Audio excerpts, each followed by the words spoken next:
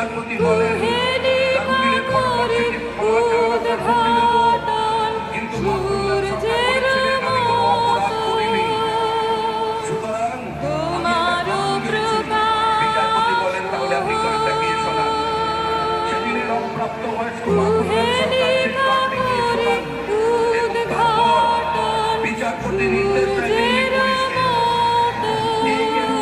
কামড়া করে বাড়ি পর্যন্ত পৌঁছে দাও এবং 100 টাকা দাও রাস্তায় যাতায়াতের জন্য। আজকে সেই মাহবুবুল্লাহ সরকার माखनलाल सरकार जो श्यामा प्रसाद मुखर्जी की अंतिम यात्रा का उसका साथी रहे हैं, आज हमारा मंच पे उपस्थित है हमारा बुजुर्ग, हमारा